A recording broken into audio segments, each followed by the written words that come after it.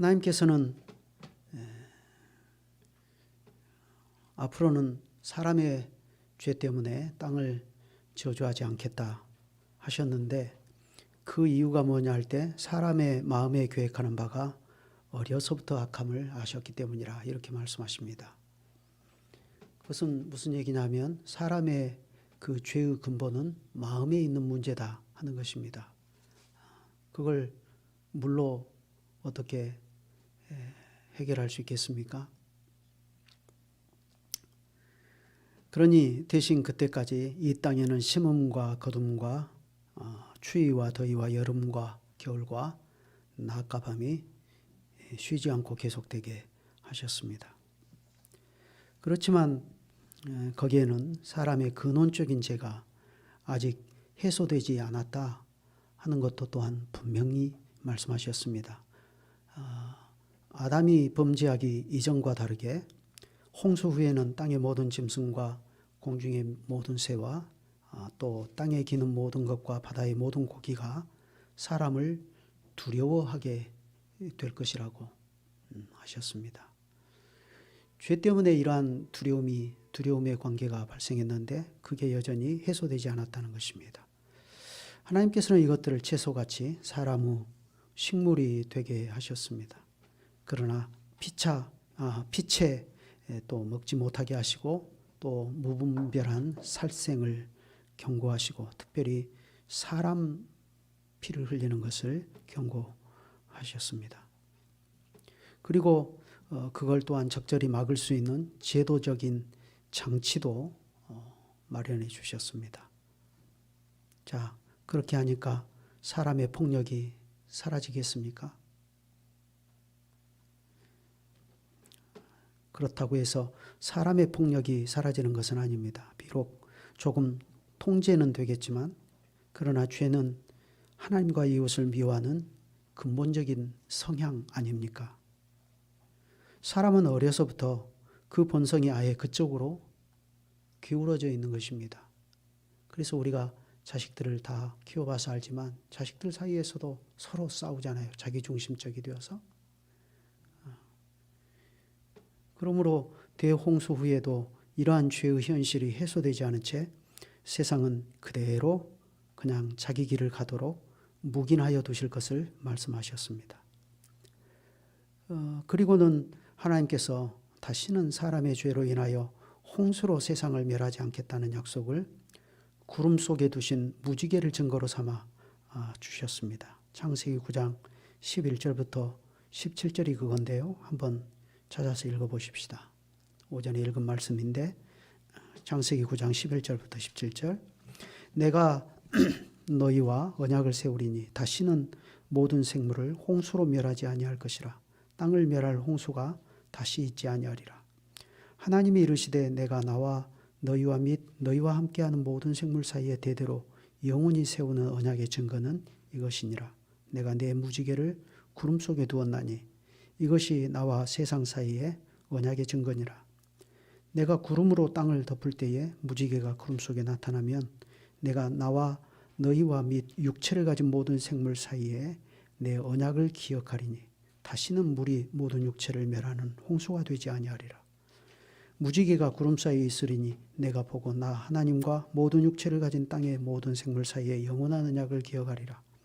하나님이 노아에게 또 이르시되 내가 나와 땅에 있는 모든 생물 사이에 세운 언약의 증거가 이것이라 하셨더라. 여기까지입니다.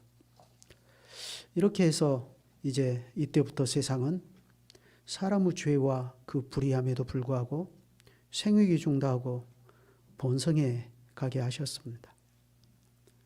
땅에 있을 동안에는 심음과 거둠과 추위와 더위와 여름과 겨울과 낮과 밤이 쉬지 아니하리라 하셨는데 이것이 이 땅 위에서 새롭게 번성해 나가는 인류의 발전을 위한 안전한 발판이 되었습니다.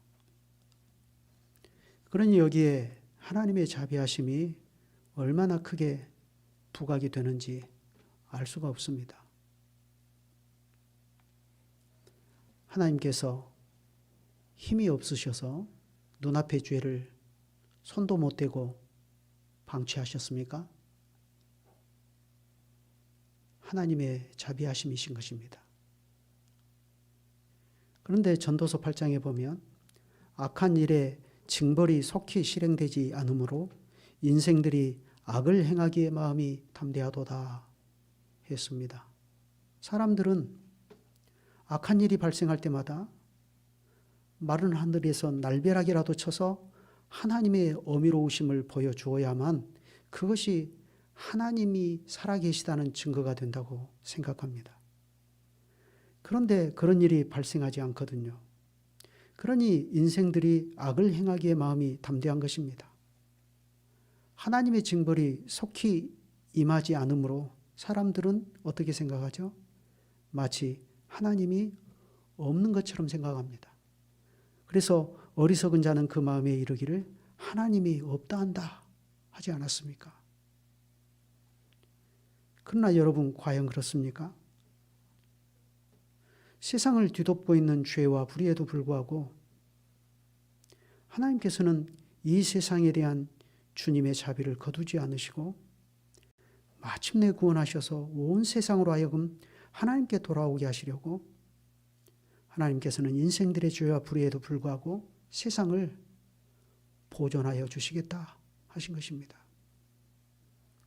그러니 예수님께서도 우리에게 심지어 원수라도 사랑할 것을 가르치시면서 하나님의 이러한 온전하심을 모범으로 보여주셨습니다. 마태복음 5장 43절부터 한번 찾아보십시다.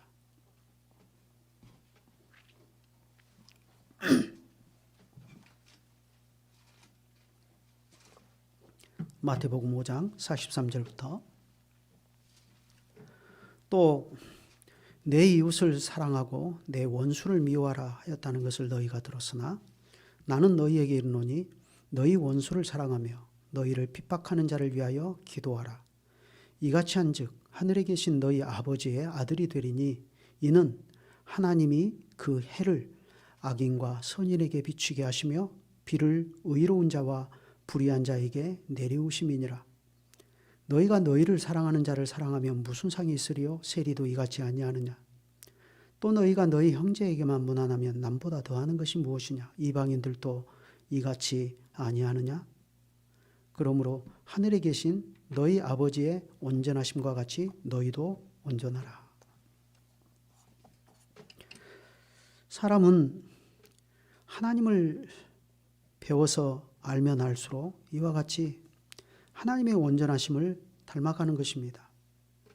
하나님을 모르니까 악한 일의 징벌이 속히 실행되지 않는 일로 인해서 하나님은 없다 하고 그렇게 쉽사리 속단해버리고 자기 손으로 원수를 갚으려고 한다거나 혹은 악을 행하기에 마음이 담대한 이 세상에 붙어버리는 것입니다. 그러나 사실 우리가 하나님의 어떠하심을 알고 나면 우리는 눈앞의 세상에 이처럼 악이 행행하는 것도 멀리 바라보면서 진득한 마음을 가지고 견디고 나갈 수가 있습니다. 왜냐하면 하나님께는 보관이 있기 때문입니다. 하나님께서 아무런 대책도 없이 그냥 이 세상의 악을 두어 두시겠습니까? 그러시는 분이 아닙니다. 죄가 아무리 횡행할지라도 하나님께서는 죄를 다스리시고 통제하시는 것입니다. 죄가 선을 넘어서 그때에는 하나님도 어떻게 손쓸 수 없도록 되어버리는 그런 일은 결코 없는 것입니다. 이 점에서 하나님의 생각은 우리 인생들의 생각과 다르다. 또 하나님의 길은 우리 인생들의 길과 다르다 하는 것을 알고 우리는 그것을 인정해야 합니다. 그것이 지혜로운 것이고 그것이 여호와를 경외하는 태도 아니겠습니까? 하나님께서 말씀하셨습니다. 여호와의 말씀에 내 생각은 너희 생각과 다르며 내 길은 너희 길과 달라서 하늘이 땅보다 높음 같이 내 길은 너희 길보다 높으며 내 생각은 너희 생각보다 높으니라.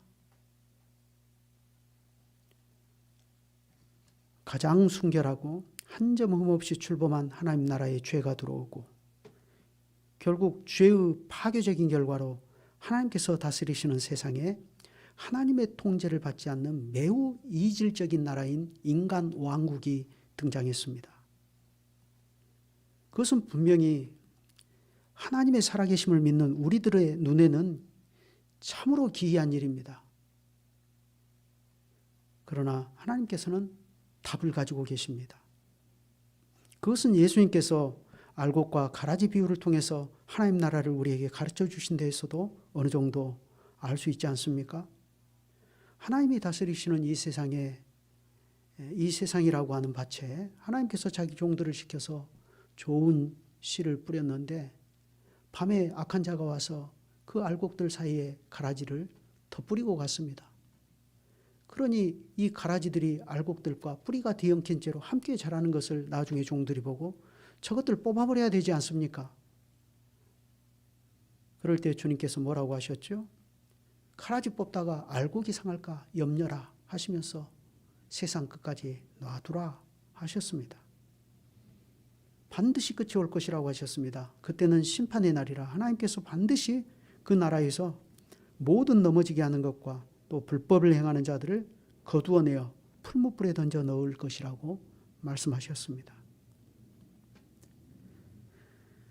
하나님께서 죄와 불의한 세상을 그대로 두시고 생육하고 번성하라 하셨다고 해서 이게 하나님의 기준이 왔다 갔다 하는 그런 것이 아닙니다. 그렇다고 해서 하나님께서 세상의 죄와 불의를 심판하시겠다는 약속을 없는 듯이 어물쩍 넘겨버리시겠습니까? 결코 그렇지 않은 것입니다. 그러한 죄와 불의한 세상은 반드시 하나님께서 심판하시는 것입니다. 그러나 하나님은 심판 전에 구원을 먼저 힘쓰십니다. 그분이 하나님이십니다. 그러니까 하나님의 계획은 심판이 우선이 아니고 구원이 먼저인 것입니다. 물론 그렇다고 해서 이걸 두부 썰듯이 딱 썰어서 구원의 시대와 심판의 시대가 전혀 공존하지 않고 이 둘은 구분된다. 또 이렇게 단정해서도 안 됩니다. 하나님께서는 언제든지 인생들의 죄에 개입하셔서 그들의 죄가 통제 불가능한 수준으로까지 자라는 것을 막으시고 그 싹을 자르시는 것입니다. 그럴지라도 전체적으로 보면 하나님께서는 심판만이 능사라 하고 그렇게 생각하지 않으십니다. 뽑아버리는 것만이 능사라고 생각하지 않으신다는 것입니다. 하나님께서는 자기를 미워하는 자의 죄를 언제든지 아시고 그 죄를 3, 4대까지 갚으시는 분이지만 그러나 그러한 죄 가운데서도 여호와를 경외하는 자를 위하여 마련해 두신 그 은혜를 1000대까지 베풀겠다고 하시지 않았습니까? 바로 여기에 하나님의 온전하심이 있는 것 아닙니까? 이것 때문에 하나님께서는 그 해를 악인과 선인에게 비치게 하시며 비를 의로운 자와 불의한 자에게 구분 없이 내리시는 것입니다. 그러니 이 땅에 사계절이 있다는 것이 얼마나 좋고 아름다운지 알 수가 없습니다. 또 낮과 밤은 또 얼마나 아름답습니까? 또 심고 거두는 일을 생각해 보십시오. 다시 말해서 하나님께서 하늘로서 비를 내리시며 결실기를 주시는 그 선한 일을 하사 음식과 기쁨으로 우리 인생들의 마음에 만족을 느끼게 하신 일이 또 얼마나 아름답고 선한 일입니까? 안토니오 비발디가 이 사계의 아름다움을 12개의 악장으로 된 아름다운 음악으로 표현을 했는데 그걸 들어보면 얼마나 아름다운지 모릅니다. 그걸 들으면 참 이 사계절의 아름다움에 우리가 흠뻑 빠져들어가지 않습니까? 그럴지라도 우리는 죄와 불의 가운데서 표면적으로 보이는 땅의 이 아름다움은 마치 뭐가 같냐면 그 속에 날카로운 가시를 품고 있는 이중성의 세상이라는 사실을 우리가 잠시도 잊어서는 안 됩니다. 이 점은 하나님께서 항상 경계하고 또 경계하시는 내용 아닙니까? 우리는 잠시도 세상의 이중성을 망각해서는 안 됩니다. 그걸 망각하는 순간 우리는 세상의 아름다움에 취해서 이끌려 가버리는 그런 부패하고 본성이 타락한 인생들인 까닭입니다. 하나님께서는 사람의 마음에 계획하는 바가 어려서부터 악할 뿐임을 보셨다 했습니다. 그러니 다니엘서에서도 이 세상의 황제인 느부갓네살의 눈에는 아름다운 금신상으로 보이던 것이 하나님의 백성 다니엘의 눈에는 사자와 독수리, 곰과 표범이 막 뒤섞여 있는 흉측한 괴물로 보이는 것이 아닙니까? 세상 사람은 다 속더라도 그러나 하나님의 언약을 진실히 사랑해서 믿음으로 세상을 바라보는 사람의 눈에는 세상의 본질이 보이는 것입니다. 아무리 감탄을 불러오는 세상이라도 그 아름다움의 이면에 숨어있는 세상의 진면목, 하나님께서는 하나님의 말씀으로 우리 믿는 자들의 마음속에 그걸 보여주시는 것입니다. 그러니 비록 이 땅의 심음과 거둠과 추위와 더위와 여름과 겨울과 낮과 밤의 조화가 실로 아름답다 할지라도 그것은 마치 그 속에 온갖 부패와 포악을 감추고 있는 그럴듯한 포장지에 불과할 뿐입니다. 그러니 세상은 필연적으로 죄의 장성과 확산을 노출시키는 것입니다. 그걸 아무리 포장지로 꾹꾹 눌러서 위장하려 해도 끝내는 죄가 포장지를 뚫고 나서 그 날카로운 이빨을 드러내는 것입니다. 과연 그렇게 되지 않았습니까? 노아와 그 아들들을 통하여 다시 번성하게 된 인류는 신할당 평지에 모여서 회의를 했습니다. 그 회의의 의제, 아젠다가 무엇입니까? 우리가 탑을 쌓아서 대꼭대기가 하늘에 닿게 하고 우리 이름을 내자. 그리고 온 땅에 흩어짐을 면하자 하는 것입니다. 이게 신할당 평지에 열방이 모여서 회의를 한, 지금으로 말하면 유엔 정도 되는 거죠. 전체 나라가 모였으니까.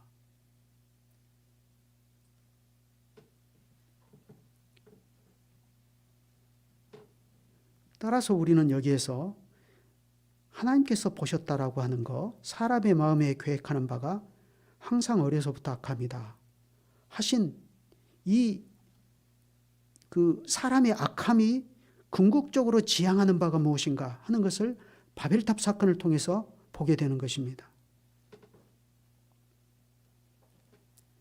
우리말로는 바벨탑이라고 해가지고 뭐 경주 불국사의 타보탑 같은 것을 우리가 연상하기 쉬운데, 그러나 사실 이건 바벨이라는 거대한 도시를 건설하는 것이고 그 도시의 중심에 신전을 세우는 것입니다.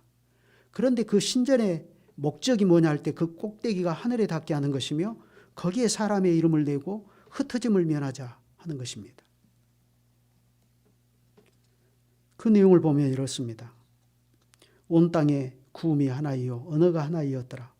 이에 그들이 동방으로 옮기다가 신할 평지를 만나 거기 거하고 서로 말하되, 자 벽돌을 만들어 견고히 굽자 하고, 이에 벽돌로 돌을 대신하며 역청으로 진흙을 대신하고, 또 말하되, 자 성과 대를 쌓아 대 꼭대기를 하늘에 닿게 하여 우리 이름을 내고 온 지면에 흩어짐을 면하자.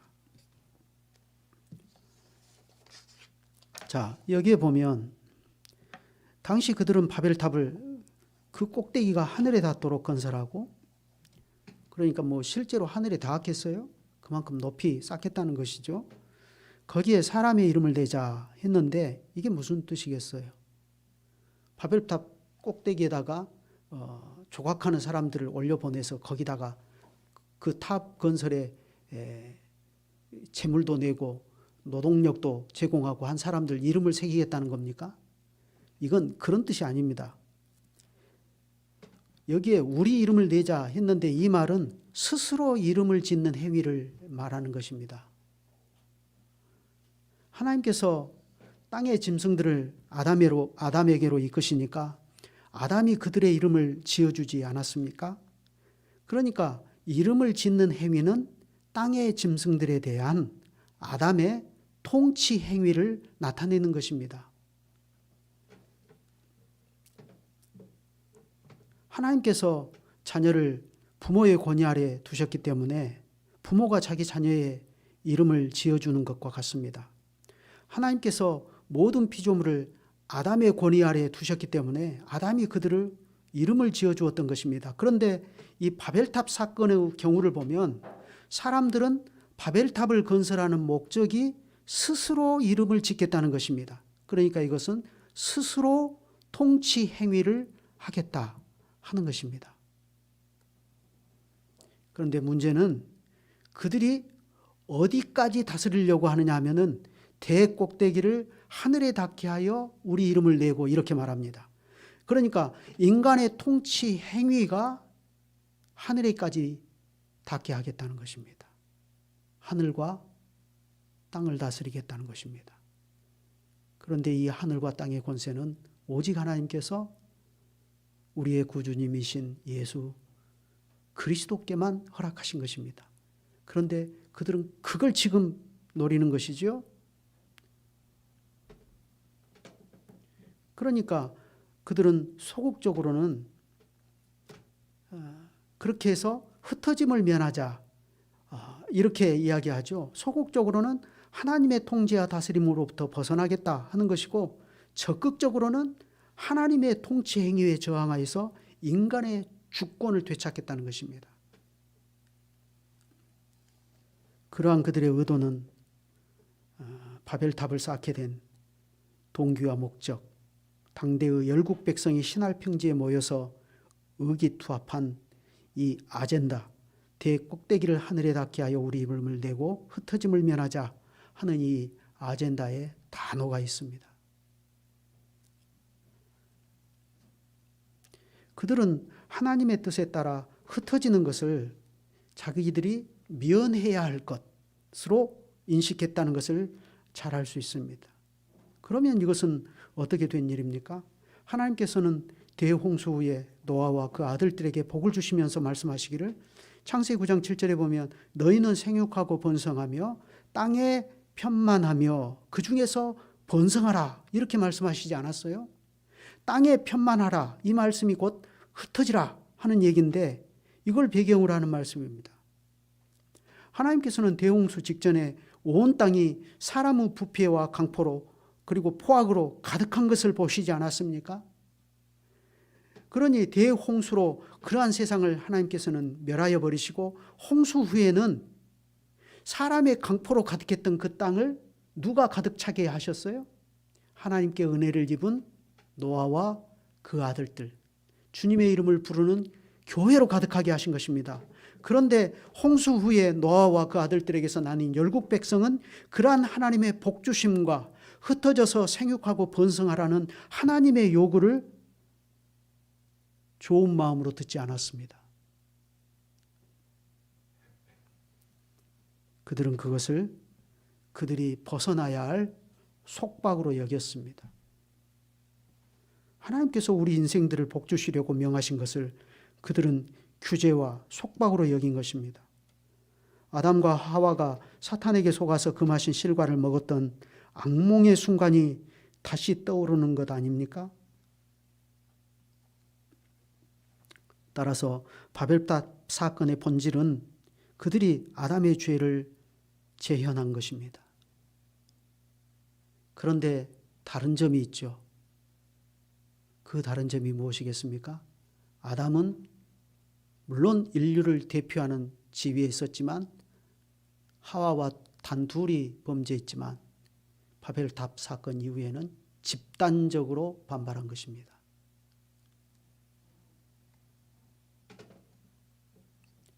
그러니까 이것은 시편 2편의 표현대로 하면 열방과 모든 민족과 세상의 군왕들과 그 관원들이 모여서 서로 꾀하며 하나님께 여호와와 그 기름 부음 받은 자를 대적하며 우리가 그 맨 것을 끊고 그 결박에서 벗어나자 하고 말한 것과 같은 것입니다.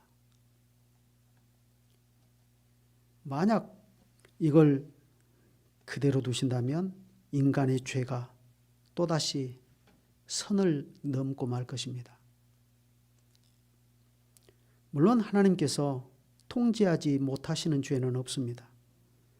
여기 하나님께서 바벨탑을 쌓는 인생들의 일을 보시려고 강림하셔서 말씀하시기를, 거기 6절에 보니까 이 무리가 한 족속이요 언어도 하나이므로 이같이 시작하였으니 이후로는 그 경영하는 일을 금지할 수 없으리로다 하셨는데, 이건 실제로 여기에서 더 선을 넘어버리면 그때는 하나님도 어떻게 통제할 수 없다, 그런 뜻이 아닙니다. 이건 제가 자주 말씀드렸죠. 이건 하나님께서 그런 되지 못할 일을 시도하는 인생들의 그 헛된 시도를 비웃으시는 것입니다. 시편 2편에도 보면 열방과 땅의 임금들이 추진하고 나가는 반역을 보시고 하나님께서 하늘에서 웃으시며 비웃으셨다 하는 장면이 있지 않습니까? 그것처럼 이때에도 하나님께서는 이러한 말씀으로 그들을 비웃으신 것입니다. 실제로 죄가 아무리 창궐해도 하나님께서 그것을 통제 불가능하다고 느끼시는 일은 없습니다. 그럼에도 불구하고 하나님께서는 죄가 선을 넘지 못하도록 개입하셨는데 왜 그렇게 하셨죠? 죄가 선을 넘으면 구원의 문은 닫히고 심판의 문이 열리기 때문입니다. 대홍수의 심판을 불러왔던 당시 세상이 그러지 않았습니까? 하나님께서는 땅의 인생들이 하나님의 형상에서 벗어나 육체가 되어버렸다고 하셨습니다. 또 여호와께서는 사람의 죄악이 세상에 관영함과 그 마음의 생각의 모든 계획이 항상 악할 뿐임을 보셨다고 했습니다. 그리고 무엇보다도 하나님께서는 온 땅이 하나님 앞에 부패하여 사람의 폭력과 포악이 땅에 가득한 것을 보셨다고 했습니다. 그러니 하나님께서는 이 모든 것의 끝날이 내 앞에 이르렀다 하시고 그들을 땅과 함께 멸하셨습니다. 바벨탑 사건도 그렇지 않습니까? 사람의 죄가 이대로 선을 넘으면 안 되니까 선을 넘지 못하도록 하나님께서 개입하셨습니다. 그러니까 바벨탑을 심판하신 것이 하나님의 은혜라는 것입니다.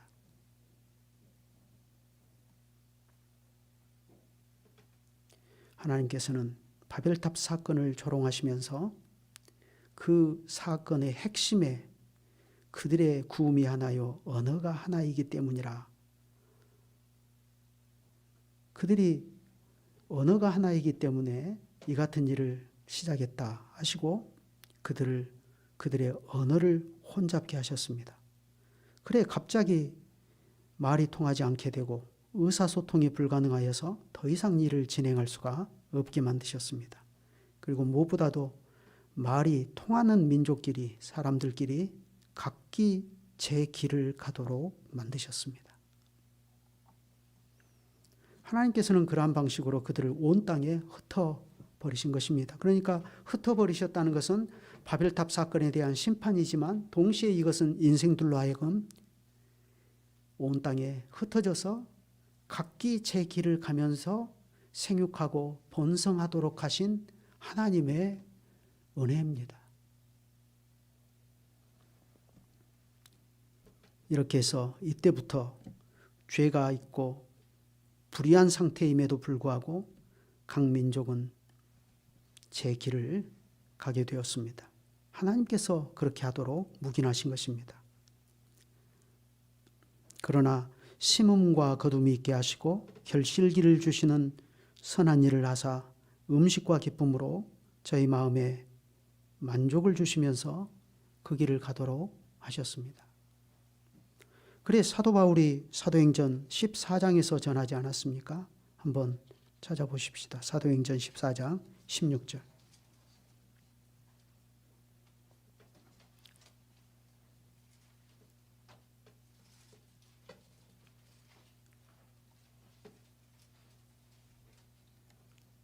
사도행전 14장 16절. 하나님이 지나간 세대에는 모든 족속으로 자기의 길들을 다니게 묵인하셨으니 그러나 자기를 증거하지 아니하신 것이 아니니 곧 너희에게 하늘로서 비를 내리시며 결실기를 주시는 선한 일을 하사 음식과 기쁨으로 너희 마음에 만족해 하셨느니라. 사도 바울께서는 사람을 신으로 섬기려고 하는 이 지독한 우상 숭배자들을 향해서 이와 같이 전한 것입니다. 이 땅의 심음과 거둠과 추위와 더위와 여름과 겨울과 낮과 밤이 있는 것은 자연의 질서에 따라서 세상 처음부터 그냥 그렇게 돌아가는 것이 아니라 하나님께서 그렇게 하신 것이고, 그래 그 목적은 온 세상으로 하여금 하나님의 살아계심을 알아볼 수 있도록 하나님의 자기 계시로서 그렇게 하신 것이다 한 것입니다. 일반 계시를 말하는 것입니다. 그러니 이 보이지 아니하는 하나님의 영광을 썩어질 사람과 금수와 버러지 형상의 우상으로 바꾸어서 섬기는 그런 망령된 짓을 하는 사람들에게 하나님께서는 거룩한 종을 보내어서 천국 복음을 전파하게 하시고, 이제는 우상을 버리고 하나님께 돌아오라 하시는 것입니다. 결론입니다. 하나님께서는 사람의 죄와 불의를 보시고 아셨고 또 지금도 아십니다. 그럼에도 불구하고 하나님께서는 이 땅에 주님의 자비와 인생 사랑하심을 나타내시면서 악인과 선인을 구분하지 아니하시고 해와 비를 주시며 결실기를 주시는 선한 일을 하셔서 음식과 기쁨으로 우리 인생들의 마음에 만족함을 누리고 살게 하십니다. 그건 지금도 그렇지 않습니까? 그런데 세상은 그것을 오해해서 도리어 그러한 하나님을 만만하게 보고 악한 일의 징벌이 속히 실행되지 않는 것을 보면서 악을 행하기에 마음이 더욱 담대하다 하는 것입니다. 이게 세상입니다. 그리고 거기서 한 걸음 더 나가서 그들은 마음에 이르기를 하나님은 없어 한다는 것입니다. 그러니 이것이 얼마나 하나님을 모르는 것입니까? 이건 생명이 없는 것이고 생명에서 떠난 것입니다. 그러나 우리 주님 예수께서는 하나님의 백성인 우리에게 하나님 나라를 가르쳐 주시고 또한 영생이 무엇인가를 이렇게 가르쳐 주십니다. 영생은 곧 유일하신 참 하나님과 그의 보내신 자 예수 그리스도를 아는 것이니이다. 하나님께서는 과연 그렇게 하시지 않았습니까? 한쪽에서는 각 민족이 제기를 가도록 두어두시면서 그러한 상태로 세상은 생육이 중다해 가고 번성해 가게 하셨지만, 또 한편에서는 이러한 세상을 구원하여 하나님께 돌아오게 하시려고 주님께서는 독생자 보내실 계획을 진행해 나가셨습니다. 그것이 바로 이 바벨탑 사건 뒤에 곧바로 이어지는 우리 믿음의 조상 아브라함을 저 갈대아 우리에서 불러서 가나안 땅에 한 그루 작은 묘목처럼 심으신 일이 아닙니까? 하나님께서는 가나안 땅에 심으신 이 나무가 크고 커서 나중에는 공중의 새들이 와서 그 가지에 깃을 칠 만큼 그 권세가 하늘에 닿게 하시고, 그리하여 그 잎사귀는 아름답고 그 열매는 많아서 만민의 식물이 되며 천하 만민이 이 나라의 그늘에 앉아서 안식을 누리게 하는 그러한 하나님 나라로 번성해 나가게 하셨습니다. 그러니 이 하나님 나라가 생명인 것입니다. 우리는 죄인들이기 때문에 사는 것이 팍팍해지고 힘들어지면 눈앞에서 누리는 하나님의 은혜도 늘 망각하기 쉽고, 더 나아가 광야 이스라엘 백성들처럼 하나님을 원망하기가 쉽습니다. 그러나 하나님께서는 주님의 책을 펼쳐서 이러한 것들을 자 보아라 하고 펼쳐서 보여주시고, 우리에게 하나님의 이 구원의 놀라운 일들을 보여주시면서 내니 안심하라 하시면서 우리로 하여금 주님을 끝까지 믿고 따르게 하시는 것입니다. 기도하겠습니다.